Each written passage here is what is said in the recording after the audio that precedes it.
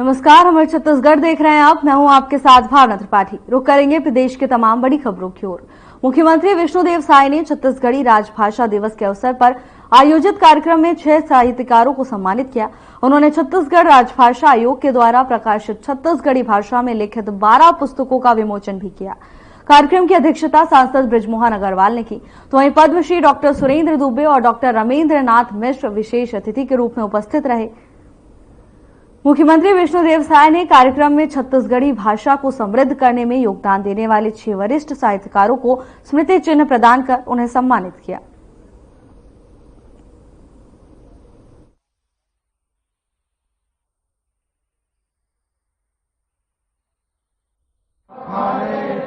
छत्तीसगढ़ राजभाषा दिवस मनाथन तो आज एक तरफ से बड़ा सौभाग्य दिने हमार छत्तीसगढ़ पर कि हमार भारत सरकार हमारे छत्तीसगढ़ में चित्रोत्पला फिल्म सिटी बनाए पर हमारा आग्रह रही थे प्रदेश के तरफ से यहाँ फिल्म सिटी के निर्माण हो और चित्रोत्पला के नाम से जो महानदी के पूर्ण नाम है तो आज आप मल्ला बताते हमला बड़ा गौरव होते कि हमार भारत सरकार एक पर 147 करोड़ रुपया के स्वीकृति देगा। 147 करोड़ रुपया के स्वीकृति देगा। अब चित्रोत्पला फिल्म सिटी के निर्माण हुई जेमा छत्तीसगढ़ी नाटक, फिल्म, कलाकार, लेखक सबके यहाँ रोजगार मिली तो ऐसे और पर्यटन भी बढ़ावा मिली तो ये आज हमारे लिए बड़े ये सौभाग्य दिन है। और आज मैं 6 जन के नाम ले हैं जमन के हमन यहाँ पुरस्कृत करे हन उमला भी मैं बधाई देता हूँ। और 12 जन हमार लेखक, कवि, साहित्यकार जमन के रचनावर उमन के रचना के हमन विमोचन करे हन और उमन हमार छत्तीसगढ़ी भाषा के मान बढ़ाने के काम करी है। उमला भी मैं आज के अवसर में बधाई देता हूँ, बहुत बहुत धन्यवाद देता हूँ।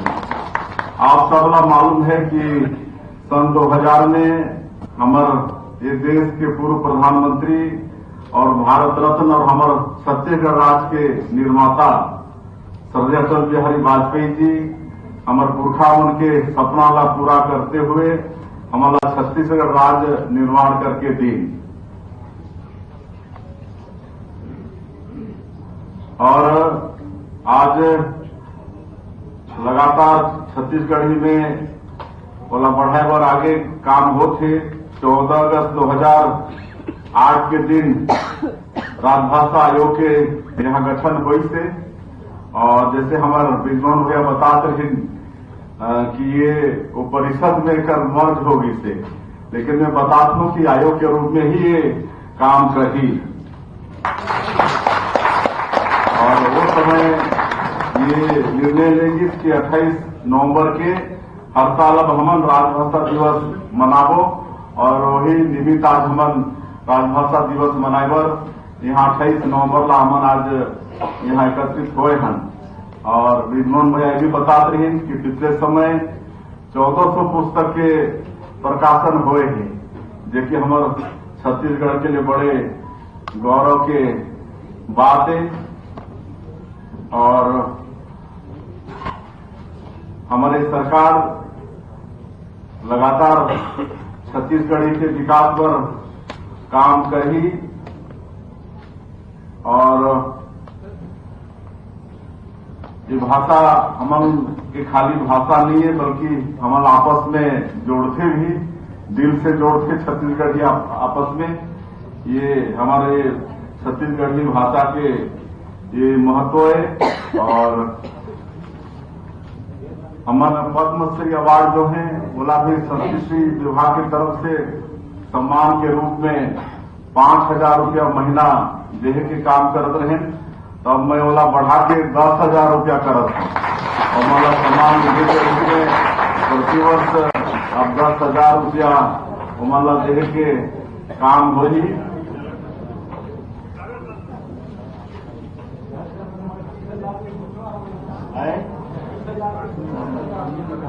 धीरे धीरे बढ़ावा विकसित छत्तीसगढ़ बनाए में आप मन के भी सबके सहयोग चाहिए ना।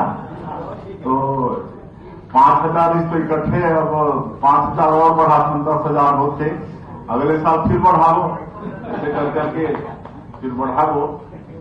और मैं ज्यादा और नहीं कहूं, फिर से आप बोला आज छत्तीसगढ़ के राजभाषा दिवस के बहुत बहुत बधाई देता हूँ, बहुत बहुत शुभकामना देता हूँ। और जैसे मैं बताया आप बोला, सौभाग्य की बात है कि यहाँ फिल्म सिटी के निर्माण हो ही, तो आप अंदाज तो लगा सकते हो कि आने वाला समय में हमारे छत्तीसगढ़ी फिल्म मन के काफी विकास होगी। आज काफी छत्तीसगढ़ी फिल्म के भी निर्माण होते और बड़े पसंद के साथ वो फिल्म देखे भी जाते, तो ये सब लोकप्रियता भी बढ़ी और निश्चित रूप से राजभाषा हमारे छत्तीसगढ़ी जो है कर्मी वो इसमें और महत्व बढ़ी। आपका एक बार फिर से शुभकामना देते हुए मैं अपन बात के अंत करता हूँ। जय हिंद, जय भारत। स्वागत, अभिनंदन, जोरदार हमारे पर्यटन एवं संस्कृति विभाग के प्रशासनिक नियमों के तहत समस्त शिक्षण संस्थानों से लगभग 100 से 150 मीटर की दूरी पर किसी भी मादक पदार्थ की बिक्री ना हो, ऐसी व्यवस्था बनाई गई है। बावजूद इसके दुर्ग में कई ऐसे स्थान हैं जहां पर मादक पदार्थों की बिक्री धड़ल्ले से की जा रही है। इसी के तहत दुर्ग के उतई टेम्पो स्टेशन में कोटपा एक्ट के तहत कार्रवाई की गई। बता दें कि जिन दुकानदारों के दुकानों में कार्रवाई की गई है, उन दुकानदारों की दुकानों से महज 100 मीटर की दूरी पर स्कूल संचालित है। ऐसे में दुकानदार के द्वारा मादक पदार्थों की बिक्री किया जाना कहीं न कहीं अनुचित रहा।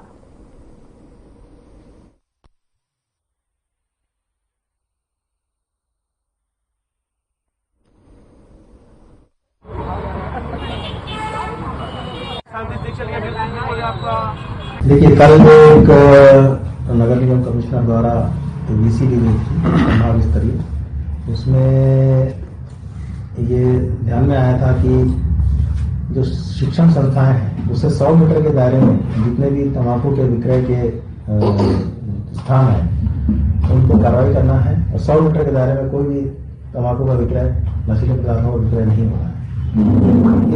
ये पूरे संभाग को निर्देश दिया गया और उसी के तहत आज जो सबसे जो नजदीकी संस्थान है, यहाँ पे जो गवर्नमेंट स्कूल है उसके आसपास जो 100 मीटर के दायरे में तंबाकू का विक्रय होता है उस पर कार्रवाई करने का निर्देश दिया गया था।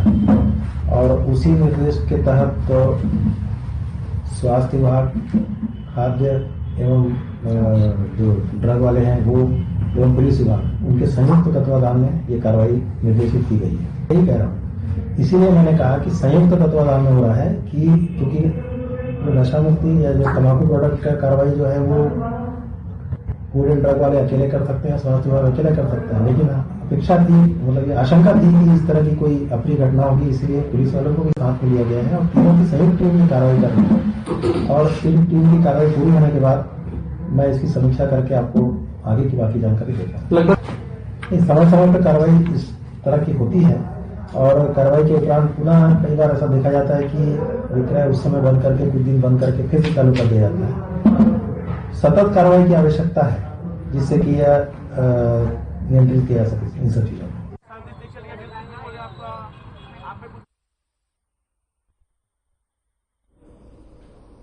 छत्तीसगढ़ में जलवायु परिवर्तन के लिए बनी कार्य योजना पर अमल और परिचालन के लिए आवश्यक उपयोगी और सक्षम प्रयास कृषि और मानव व्यवहार विभाग का आयोजन किया गया। इस आयोजन में देश भर से प्रख्यात पर्यावरणविद, वास्तुविद और प्राकृतिक संरक्षकों को उद्बोधन हुआ। देखिए हमारी एक खास रिपोर्ट।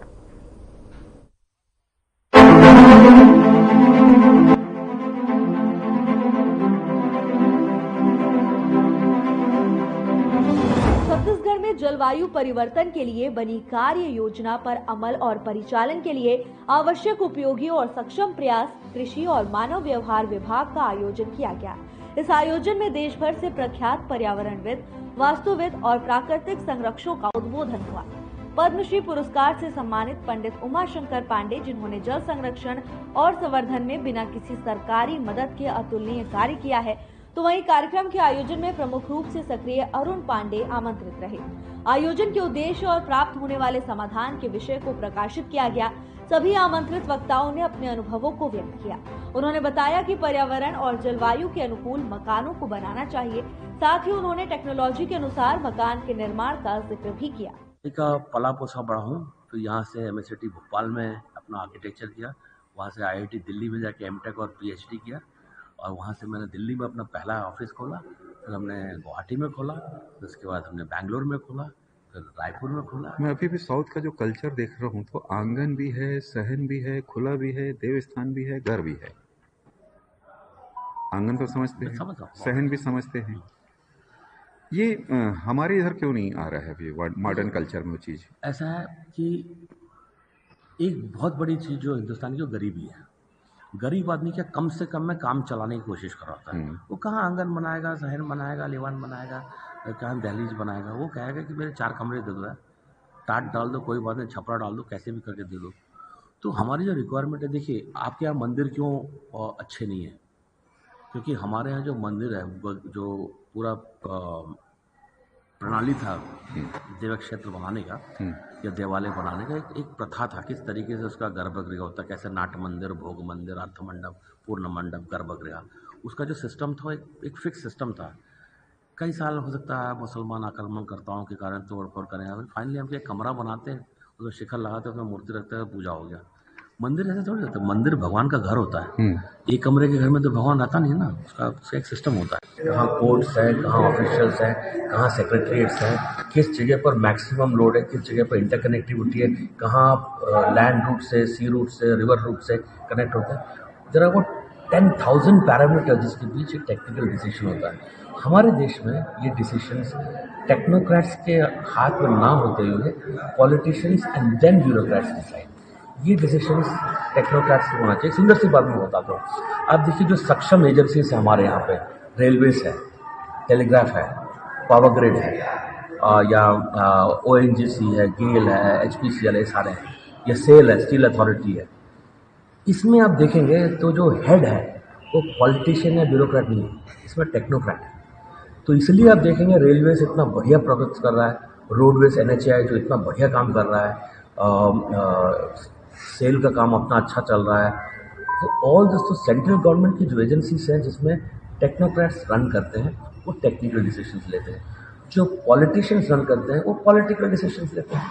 अब पॉलिटिकल डिसीजन सही होना जरूरी नहीं होता, वो अपने वोट बैंक के लिए डिसाइड करता है कि मेरे क्षेत्र में ये होना चाहिए, तुम्हारे क्षेत्र को मैं पिछाड़ दूँ, मेरे क्षेत्र में ये लोग ना बसें, उनके क्षेत्र में उनको घुसा दूँ। ये तो चीज़ है मेरा पॉलिटिकल डिसीजन कर सकते हैं। हम स्पीड ऑफ कंस्ट्रक्शन बढ़ा नहीं सकते हैं, हमारी डिलीवरी हम इंप्रूव नहीं कर सकते हैं, और हम लोगों को साइड, हमारे पास लोग बहुत है, जितना यूरोप की टोटल पॉपुलेशन होता है तो हमारे यहाँ गरीब है। लास्ट, अब आपको छोड़ूंगा। NTPC ने 1.5 लाख में एक घर पेश किया है फ्लाई ऐश का, सुख, नियर अबाउट 300-350 फीट का है, टोटल फ्लाई ऐश है। लेकिन उसमें NTPC की गलती क्या, वो जमीन समझता किसी के बाप की जायदाद है, है ना। तो अगर आपके जमीन पड़ी तो झोपड़ी हम बढ़ा के, झोपड़ी आप टिन की झोपड़ी डालो और सस्ता पड़ेगा। आप देखिए तमिलनाडु में एक बंदे ने नम्मा वीडियो करके शुरू किया था कि मेरा घर, और वो 1-1 लाख का घर बना के दे रहा था। वो भी कह रहे थे पैसे मत दो, जो किस्तों में दे दो, कुछ दिए कुछ नहीं दिए। वो पूरा कंगाल हो गया, उनकी वाइफ की डेथ भी हो गया कैंसर वैंसर। तो चक्कर क्या है, हम लोग सिर्फ पीस मिल देखते हैं, घर का कीमत कितना है। आपने देखना कि भाई वो उस घर में उतनी सस्ता जमीन होना चाहिए, तो लेगा राजू के आगे बना दो, फिर वहाँ तो बेचारा बस पकड़ कर रोज आएगा रायपुर में काम करने के लिए। घर तो आपने 5 लाख का दे दिया, उसका सालाना जो आने जाने का टाइम, उसका कीमत नहीं लगाते। उससे बेटर है कि 7 लाख का शहर के बीच में दे दो उसको। यहीं से क्लाइमेट की भूमिका शुरू होती है। और यहाँ पे उसको वहाँ पे 1 मंजिल का घर है, यहाँ पे 100 मंजिल का बना दो। और वहाँ से लोगों को इस तरीके से, हम लोगों को overall energy efficiency, transport cost, time value, गरीब आदमी सबके साथ उसके पास लोड होता है। Art of designing with climate and nature, कि पर्यावरण और जो क्लाइमेट है उसके अनुकूल अगर बिल्डिंगें बनाना पड़े, बिल्डिंग तो वैसे ही बनना चाहिए, कोई भी आर्किटेक्ट हो, अच्छा हो बुरा हो, बिल्डिंग तो क्लाइमेट के अनुसार ही बनना चाहिए। तो हमने उस समय लोग कुछ भी बना देते थे, कांच लगा दिए, जैसलमेर में बिल्डिंग बनाई, कांच लगा दी, तो सोलर कुकर बनाया, अपने बिल्डिंग थोड़ी बनाया। फिर उसके अंदर अपने एयर कंडीशनर लगाया, बहुत तगड़ा भारी एयर कंडीशनर लगाया, और वो तो रेफ्रिजरेटर डाला, एयर कंडीशनर थोड़ी डाला, फ्रिज लगा दिया अंदर। फिर उसके बाद अपने कोट और टाई पहन के बैठ गए, बोले ठंड लग रही है। तो हमने ऐसी बहुत बेवकूफ़ियाँ करी। हिंदुस्तान प्रीफैब वाले ने 350 स्क्वायर फीट के घर बनाए गरीबों के लिए। टाटा कह रहा था कि मैं भी ऐसे ही कुछ गरीबों के लिए इकोनॉमिक घर बनाऊंगा जो 2-3 मतलब 5 लाख से नीचे में। क्या कॉन्सेप्ट है, क्या हो सकता देखिए, है? ऐसा है, जो मास हाउसिंग के लिए इंडस्ट्रियलाइजेशन बहुत ज़रूरी होता है। जब भी आप मास हाउसिंग करें तो हम लोग क्या नॉर्मल टेक्नोलॉजी और एग्जिस्टिंग टेक्नोलॉजी के तहत हम कोशिश कर रहे हैं कि हम इसके जो वही ईट रोडी बदरपुर प्लास्टर वास्टर से हम कैसे सस्ता करें। सस्ता करने के चक्कर में हम खराब बिल्डिंग बना रहे हैं। जब टेक्नोलॉजी आ जाए, पूरा अगर फैब्रिकेटेड हो, और वो आके सिर्फ कटेरा करके फॉरेन कंपनी ने भी कोशिश किया, टाटा हाउसिंग कर रही है, तो ये जब ब्लॉक्स बना के फैक्ट्री में बना के क्योर करके है, और जैसे आजकल फ्लाईओवर या मेट्रो के रेल ट्रैक्स चलते हैं, हाँ। वो आके ठक ठक ठक ठक रख दें, 3 महीने में घर पूरा बना दें। सबसे समझदार है, लेकिन उसके हाथ बंधे हुए कुछ गाइडलाइंस के तहत। एज टेक्निकल पीपल हमें उनको एडवाइस करके उनको हेल्प करना चाहिए कि वो पॉलिटिकल जो डिसीजन है उसके अंदर एक ब्यूरोक्रेसी किस तरीके से बेस्ट टेक्निकल सोल्यूशन ला सके। हमारा काम सिर्फ यहाँ तक सीमित है, पर हमारा काम ऑल्सो एज एन ओवरसाइट। कई बार पॉलिटिशियन को समझाना ही पड़ता है, सर आपका आइडिया अच्छा है पर जगह गलत है, सर आपका आइडिया गलत है, जगह अच्छा है पर ये नहीं, ये कर लो, ये बेटर रहेगा। ये बोलने की हिम्मत ब्यूरोक्रेट में भी होना चाहिए, और टेक्नोक्रेट में तो होना ही चाहिए, क्योंकि टेक्नोक्रेट किसी के नीचे दबा नहीं है। खुल के कह सकता था ये गलत है या नहीं होना चाहिए। That is all. ये कार्यशाला जलवायु परिवर्तन कार्य योजना के क्रियान्वयन पर केंद्रित रही, जिसमें सतत आवास और कृषि क्षेत्रों से जुड़े उपायों पर चर्चा की गई। Bureau report.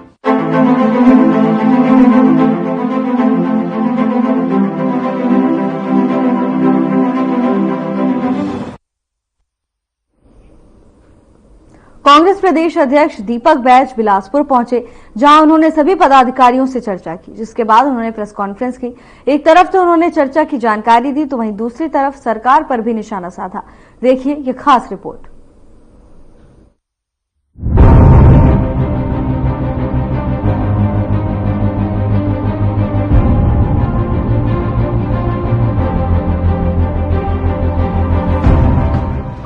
छत्तीसगढ़ कांग्रेस के अध्यक्ष दीपक बैज इन दिनों संगठन से लगातार बातचीत कर रहे हैं। कोरबा के संगठन से चर्चा करने के बाद बैज ने बिलासपुर में भी सभी पदाधिकारियों से चर्चा की, जिसके बाद उन्होंने पत्रकारों से बैठक की। बैठक के बाद दीपक बैज ने पत्रकारों से चर्चा में हुई जानकारी को साझा किया। इस दौरान उन्होंने संविधान दिवस पर आयोजित कार्यक्रम में कांग्रेस विधायक को निमंत्रण न देने को लेकर सरकार को घेरा। साथ ही ये भी कहा कि छत्तीसगढ़ में कांग्रेस पूरी दमदारी से चुनावी मैदान में उतरेगी। इस पर आपकी क्या प्रतिक्रिया होगी? वहाँ पर उप मुख्यमंत्री की मौजूदगी की थी। देखिए, ये सरासर गलत है। अगर कोई शासकीय कार्यक्रम है, क्या संविधान दिवस, मैं पूछना चाहता हूँ, ये शासकीय कार्यक्रम था या फिर उप मुख्यमंत्री का कोई निजी कार्यक्रम था, कोई पारिवारिक कार्यक्रम था क्या? पहला चीज, अगर शासकीय कार्यक्रम था, किसी विधायक के क्षेत्र में अगर कार्यक्रम होता है तो स्वाभाविक सा है कि एक प्रशासनिक दृष्टि से लोकतंत्र में चुने हुए जनप्रतिनिधियों को आमंत्रित करने का एक प्रक्रिया है। आमंत्रित अगर किए होते तो संभवतः हमारे विधायक जाते, आमंत्रित नहीं किए तो हमारे विधायक नहीं गए। स्वाभाविक सा है कि हमारे विधायक की उपेक्षा कोई भी कार्यकर्ता सहन नहीं करेगा। अगर कोई कार्यकर्ता अगर विरोध स्वरूप अगर थोड़ा सा विरोध जता दिया, फिर कौन सा गलत हुआ है? लोकतंत्र में क्या विरोध करने का अधिकार नहीं है? अपनी बात रखने का अधिकार नहीं है क्या? यही तो संविधान का मतलब आपका स्टेप क्या होगा? यही तो मैं कह रहा हूँ कि संविधान का एक यही तो मतलब है। जिला कांग्रेस कमेटी के साथ हम लोग चर्चा करेंगे, लेकिन संवैधानिक रूप से देखा जाए तो बुलाना चाहिए जनप्रतिनिधियों को, और उसके बाद विरोध अगर करते उसके लिए उसके खिलाफ में एफआईआर, मैं समझता हूँ बिल्कुल गलत है। एक चुने हुई सरकार और लोकतंत्र में सबको अपना बात रखने का, विरोध जताने का अधिकार है, लेकिन आखिर सरकार इतनी डरी हुई है कि इस तरह के हरकतें कार्रवाई कर दी, इस पे बिल्कुल भी बेसहमत नहीं हूँ। निश्चित रूप से इसके लिए कांग्रेस पार्टी कड़ा विरोध करती है। कि अभी मतलब ये आप बोले डरी हुई है सरकार, तो मतलब अभी पूरे 14 नगर निगम बिल्कुल आप फटाखा फोड़ देंगे? देखिए, हमारी सरकार थी 14 नगर निगम हम लोग जीते और अभी 10 नगर निगमों में चुनाव होना है और पालिका में चुनाव। इसके लिए हम लोग तैयारियां कांग्रेस पार्टी कर रही है। निश्चित रूप से हम लोग आधे से ज्यादा सीटों में जीते, इसके लिए कांग्रेस पार्टी अपनी स्तर पर तैयारी कर रही है। कैबिनेट मंत्री केदार कश्यप बोल रहे हैं आपके कार्यकाल में जीत का हार का चौका लगा है और निकाय चुनाव की भी हार की बधाई वो दे रहे हैं अभी से आपको। पहले एक बार केदार कश्यप जी को पूछ लीजिए, पिछले जब हमारी सरकार थी 5 उपचुनाव हुए, कितने उपचुनाव उन्होंने जीते? नगरीय निकाय चुनाव हुए, कितने नगरीय निकाय चुनाव जीते? एक बार उनसे पूछ लीजिए। एक बार बिलासपुर में शायद मुख्यमंत्री जी आए थे और उनके काफिले को एक रेप पीड़ित महिला रोकती है और रोड में बैठकर न्याय मांगती है सीएम के काफिला को। इससे बड़ा दुर्भाग्य और क्या हो सकती है, मुझे बता दीजिए। मतलब आप समझ सकते हैं कि इस प्रदेश में अपराध किस तरह बढ़ा हुआ है, आपराधिक घटनाएं किस तरह घट रही है, लोगों को न्याय नहीं मिल पा रहा है, पीड़ितों को न्याय नहीं मिल पा रहा है। ये बिलासपुर इसके लिए साक्षात उदाहरण है। और सोशल मीडिया में आपको कोई मीडिया साथी भी चला रहे हैं, हम लोग भी देखे उस चीज को। इससे बड़ी थोड़ा सा रुक जाइए, अभी तो मैं हूँ, आपको एक चीज का जवाब दूंगा मैं। इसलिए मतलब ये आपराधिक घटना सबसे बड़ा मुद्दा। इतना ही नहीं, दीपक बैज ने प्रदेश में सुरक्षा के मुद्दे को लेकर भी सरकार पर निशाना साधा। उन्होंने कहा कि प्रदेश में सुरक्षा व्यवस्था पूरी तरह से चरमराई हुई है। पंचायत और निर्वाचन इसको निकाय और पंचायत चुनाव एक साथ होंगे, उसको लेकर सस्पेंस बना है। आयुक्त का कहना है कि सुरक्षा बल की जैसी स्थिति होगी उसके हिसाब से हम एक साथ चुनाव करा सकते हैं। पार्टी की क्या तैयारी है? देखिए, छत्तीसगढ़ वैसे भी कुछ बस्तर एरिया को छोड़कर कहीं भी कोई विवादास्पद स्थिति या फिर कोई कानून व्यवस्था खराब हो ऐसा स्थिति है नहीं, खासकर चुनाव को लेकर। बाकी कानून व्यवस्था तो पूरा प्रदेश का हालात तो आप देख रहे हैं। रही बात, सरकार खुद कंफ्यूज है। एक तो बड़ा मुश्किल से क्लियर किया है कि अभी कि महापौर डायरेक्ट होगा इनडायरेक्ट होगा, अभी तक तो पूरी संशय चलते आ रहा था, लेकिन बड़ा मुश्किल से अभी सरकार ने क्लियर किया कि डायरेक्ट महापौर का चुनाव डायरेक्ट होगा। लेकिन अभी भी सरकार क्लियर नहीं कर पा रही है कि, और सरकार आप देखेंगे तो 6 महीना का अवधि अभी इन्होंने नगरीय निकाय चुनाव को लेकर अभी बढ़ा दिया। आखिर क्यों? कहीं न कहीं सरकार को डर है, क्योंकि 1 साल में सरकार ने अभी तक शहरी क्षेत्रों के लिए, गांव क्षेत्रों के लिए उन्होंने 1 रुपए का काम भी नहीं किया। इसी का नतीजा है कि चुनाव से अपने एंटी इनकम्बेंसी को देखते हुए सरकार पूरी तरह से डरी। तो वहीं बिलासपुर से महापौर रामशरण भी बैठक में शामिल हुए। उन्होंने धान खरीदी के मुद्दे को लेकर सरकार पर निशाना साधा और कहा कि मंडियों में धान खरीद की व्यवस्था सही नहीं है। आज प्रदेश अध्यक्ष हैं जो जिला स्तर की एक बैठक ले रहे हैं नगरीय निकाय और पंचायत चुनाव के संबंध में। छत्तीसगढ़ प्रदेश कांग्रेस कमेटी के सम्माननीय अध्यक्ष दीपक बैज जी आज नगरीय निकाय से चुनाव से संबंधित विषयों की चर्चा करने के लिए कांग्रेस भवन में मीटिंग लेने के लिए बिलासपुर आए हुए हैं।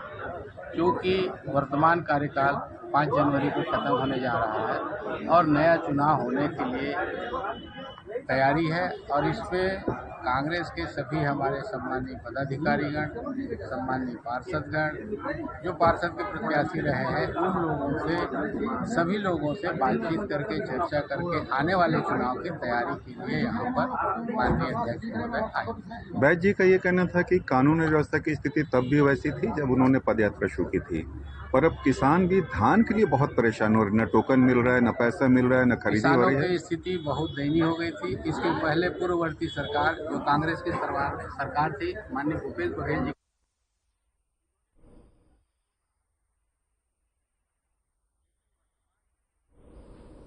फिलहाल के लिए बस इतना ही। जल्द हाजिर होंगे नई अपडेट्स के साथ। नमस्कार।